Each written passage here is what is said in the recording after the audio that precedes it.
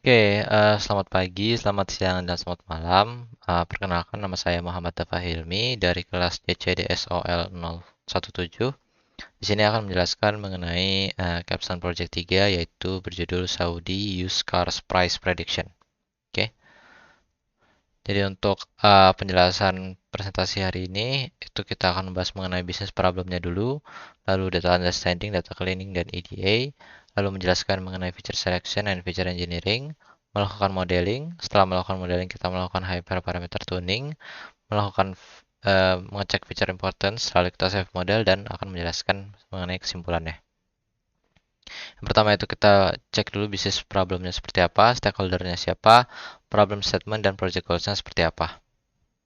Oke, jadi untuk bisnis problem dan solutionnya, tantangan pasar otomotif Saudi itu pembeli ingin harga wajar, penjual ingin keuntungan optimal, sementara dealer dan platform e-commerce itu membutuhkan metode penentuan harga berbasis data.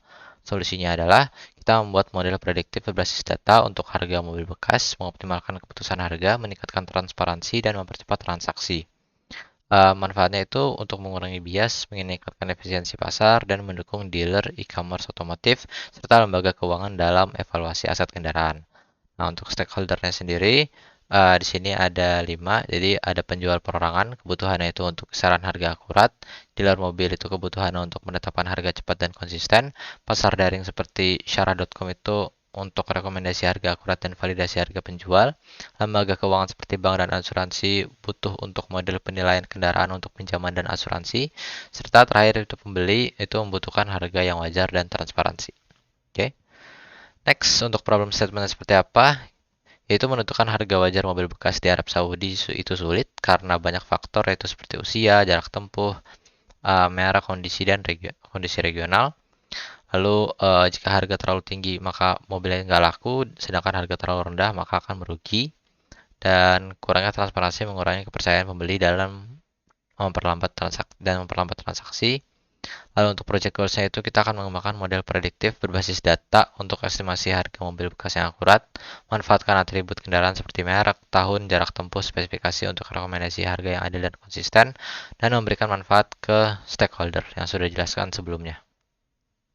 Dan untuk kesimpulan dari pemilihan analytical approach untuk project kali ini itu uh, kita ambil untuk mengatasi solusi regresi ya di sini karena membutuhkan prediksi terhadap nilai kontinu berupa harga yang dapat diukur tingkat kesalahannya gitu. Jadi bukan sekedar pengelompokan ke dalam kategori tertentu gitu. Jadi bukan kategori discrete ya. Jadi dipilih yang regresi karena bukan seperti kita mobil ini murah, sedang atau mahal, tapi kita ingin memprediksi harga dengan satuan mata uangnya gitu ya.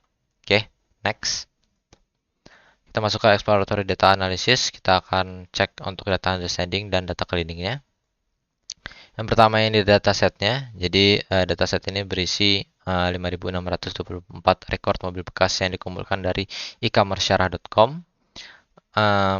Untuk feature-nya itu seperti ini. Type itu adalah jenis mobil bekas. Region itu wilayah tempat mobil bekas tersebut ditawarkan untuk dijual.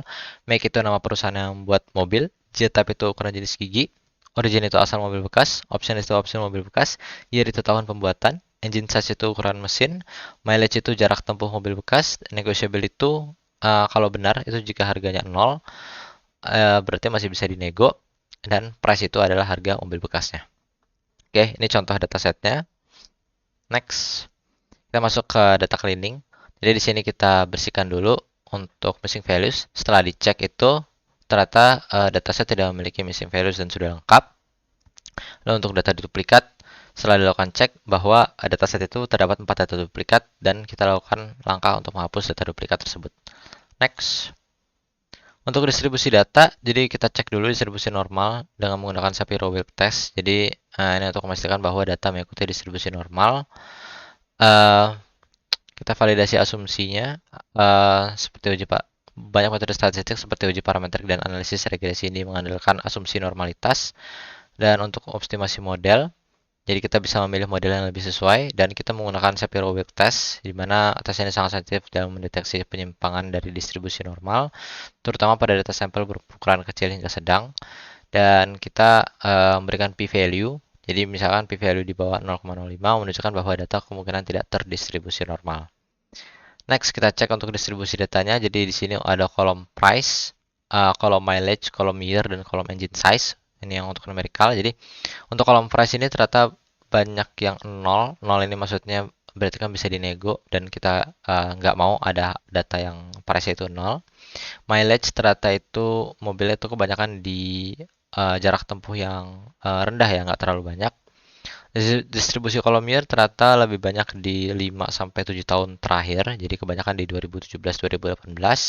Distribusi kolom engine size ini kebanyakan di 2,7-2,8 dan 3,7-3,8. Oke. Jadi ini jelas tidak distribusi normal ya. Next, kita cek ke outliers. Jadi di sini kita menggunakan metode IQR untuk deteksi outliers karena ini tidak memerlukan data terdistribusi normal, karena kita tidak distribusi normal. Lalu ini bisa robust terhadap outliers dengan fokus pada rentang Q1 sampai Q3 dan mengabaikan nilai ekstrim sehingga lebih tahan terhadap outlier. Dan IQR nilai fokus pada data tengah, di mana menangkap informasi dari 50% data tengah sehingga memberikan gambaran stabil tentang sebaran data dan membantu mengidentifikasi outliers dengan tepat. Next, kita cek karena datanya tidak terdistribusi normal, kita menggunakan IQR sehingga kita bisa cek untuk kolom year, kolom engine size, kolom mileage, dan kolom price. Berdasarkan boxplot ini berarti kita akan mengambil langkah dengan menghapus outliers dengan nilai yang ekstrim saja. Yang kita lakukan adalah untuk kolom year kita hapus tahun di bawah 1970, yaitu ada 3 tahun, 1963, 1964, dan 1965. Lalu untuk kolom engine size ini nilai outliers akan kita pertahankan saja. Untuk kolom mileage ini kita hapus di atas yang 5 juta di sini ya. Jadi yang angkanya 999 dan 2 miliar sampai 200 juta ini kita hapus. Dan kolom price ini hapus price di atas 650.000 ya. Jadi ini sebenarnya lebih kepada apa namanya, mobil premium ya. Jadi sebenarnya price tinggi itu sebenarnya bisa dibenarkan karena itu mobil premium. Cuman di sini kita hapus saja sampai batasnya 650.000 gitu. Sehingga masih tetap ada beberapa mobil premium sehingga mencakup keseluruhan level kelas ekonomi. Oke. Next. Lanjutnya di feature selection dan feature engineering. Untuk feature selection ini tujuannya itu untuk mendapatkan hasil prediksi yang lebih baik. Kita perlu memilih fitur atau kolom. Jadi gunanya untuk mengurangi overfitting, meningkatkan interpretabilitas. Jadi kita bisa cek faktor-faktor kunci yang mempengaruhi harga, menghemat waktu dan sumber daya komputasi sehingga lebih cepat pelatihan dan prediksinya, dan mengatasi multikolinearitas untuk masalah korelasi tinggi antar fitur ya. Nextnya, untuk feature selection, untuk kolom target price itu kan ada yang 0 ya. Ini kita bisa hapus karena tidak bisa kita gunakan dalam model. Dan setelah itu dihapus, maka kolom itu hanya memiliki nilai false, dan ini kita hapus saja nilai kolomnya. Lalu kita rapikan kolom pada nilai origin dengan mengubah nilai unknown menjadi other. Dan ada anomali di harga mobil yang harganya 1, ini kita hapus saja. Dan kita cek korelasi dengan metode Spearman karena kita datanya tidak terdistribusi normal. Next kita cek, jadi korelasinya dengan price. Untuk gear itu memiliki korelasi positif, engine size memiliki korelasi positif, mileage ini memiliki korelasi negatif, dan artinya itu mobil yang lebih baru cenderung memiliki harga yang lebih tinggi. Untuk korelasi antara year dan mileage terdapat korelasi negatif, dan ini artinya mobil yang lebih tua cenderung memiliki mileage yang lebih tinggi, sedangkan mobil baru memiliki mileage rendah. Itu udah pasti ya. Oke, next. Masuk kita ke feature engineering. Jadi ada beberapa hal yang kita lakukan di feature engineering, itu menggunakan encoding untuk categorical dan melakukan standard scalar untuk numerical. Jadi untuk type, region, dan make ini kita gunakan binary encoding karena ada banyak unique values dan tidak memiliki urutan. Untuk gear type, origin, dan options itu akan menggunakan one hot encoding karena sedikit unique values dan tidak memiliki urutan.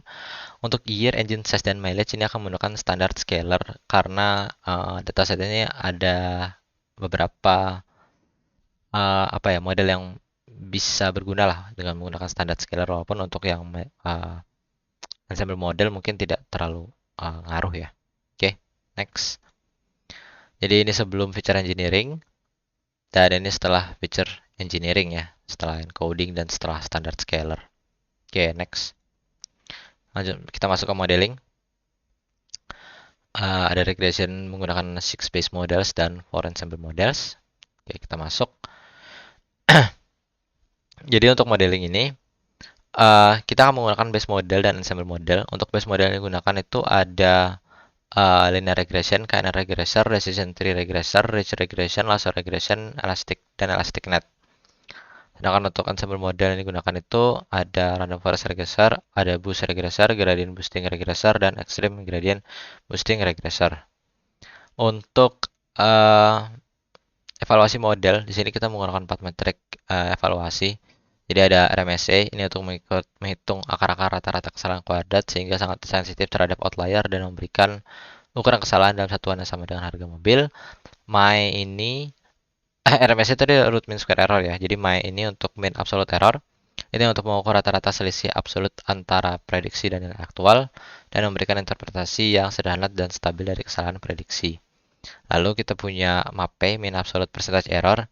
Ini untuk kesalahan prediksi dalam bentuk persentase sehingga mudah dibandingkan performa model secara relatif terhadap nilai aktual. Dan yang terakhir itu ada R-square. Ini untuk menunjukkan proporsi variabilitas data yang dapat dijelaskan oleh model. Memberikan gambaran keseluruhan tentang kekuatan prediktif model. Oke. Next. Ini untuk hasil modelnya. Jadi untuk hasil modelnya sendiri, kita bisa simpulkan bahwa kita akan menggunakan model Extreme Gradient Boosting Regressor karena model tersebut memiliki matrix evaluation yang paling bagus dibandingkan dengan model-model lainnya. Nah, ada di sini ya. Oke, next.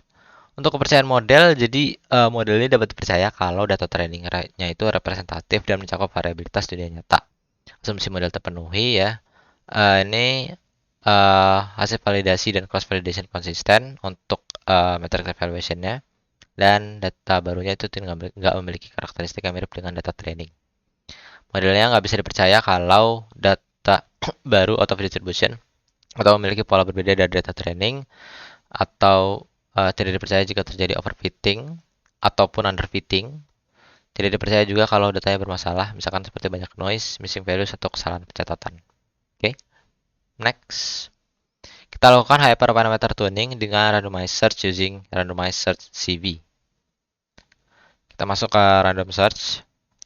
Jadi di sini kita melakukan hyperparameter tuning dengan menggunakan random search ya. Kenapa pakai random search? Karena di sini dia memilih kombinasi parameter secara acak dari ruang yang telah ditentukan, sehingga lebih efisien daripada grid search ya, karena terlalu besar.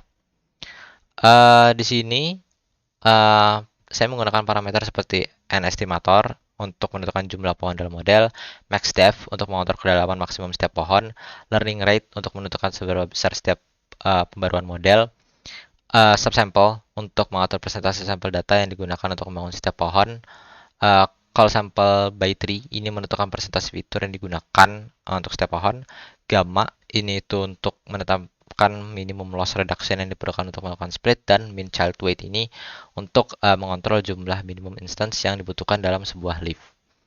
Untuk setup randomize CV-nya, saya menggunakan 5-fold cross validation, scoringnya R-square, dan untuk iterasinya saya menggunakan 50 iterasi saja. Ini untuk hasilnya ya. Jadi ini langsung hasilnya. Untuk XGBoost regressor sehingga dia mengalami peningkatan ke matriks yang lebih baik. Oke. Next kita cek untuk nilai aktual dan nilai prediksinya. Jadi di sini sebaran titiknya itu cenderung mengikuti garis diagonal, artinya model itu sudah menangkap tren utama. Masih ada penyebaran yang cukup besar, terutama di rentang harga tinggi, dan ini menunjukkan beberapa prediksi meleset agak jauh. Banyak titik terkonsentrasi di harga rendah, ini betul, karena emang dominasi data pada rentang itu ya. Lalu model bisa ditingkatkan lebih lanjut, misalnya lewat tuning hyperparameter atau penambahan fitur untuk mengurangi error. Oke, next. Kita masuk ke feature importance, dan terakhir untuk save model ya. Di sini untuk feature importance itu saya menggunakan plot importance dari XGBoost. Jadi di sini ada 3 sih yang bisa dipakai ya. Jadi Untuk important type-nya itu ada weight, gain, dan cover. Tapi yang saya pakai atau tunjukin di sini gain sama weight. Jadi kalau weight itu untuk menghitung seberapa sering sebuah fitur itu digunakan untuk melakukan split seluruh pohon. Kalau gain itu untuk mengukur rata-rata peningkatan yang diperoleh setiap kali fitur tersebut digunakan dalam split. Dan kalau setelah gitu ada cover, itu mengukur rata-rata banyaknya data yang terpengaruh oleh split menggunakan fitur tersebut. Kalau kita simpulin sih sebenarnya dari fitur importance ini bahwa fitur kayak make, year, dan engine size itu sangat mempengaruhi model. Karena ketiganya memiliki frekuensi kemunculan yang tinggi dalam trees dan memberikan peningkatan akurasi ketika fitur digunakan untuk split. Next. Save model, kita save model dengan menggunakan pickle, bisa dengan .pkl atau .sav, tapi yang menggunakan .pkl. Nextnya saya lakukan tes prediksi, dan hasilnya ini prediksiin price-nya cukup cocok ya di angka 90.000 ini karena udah saya cek juga itu secara yang fiturnya mirip itu terdapat di rentang antara 87.000 hingga 95.000. Jadi saya anggap ini cukup akurat untuk hasilnya ini. Terakhir kesimpulan, jadi solusi yang dikembangkan itu berupa model prediksi dengan menggunakan XGBoost yang dioptimalkan menggunakan hyperparameter tuning. Untuk proses pengolahan datanya sudah dibersihkan dengan menghapus duplikat, outlier, dan nilai nggak logis seperti satu tadi. Kita olah dengan encoding dan scaling sehingga siap untuk pemodelan. Untuk evaluasinya ini R-square-nya mendekati 0,84 dan penurunan error lainnya dengan menggunakan metrik RMSE, MAE, MAPE itu setelah tuning juga sudah lebih bagus.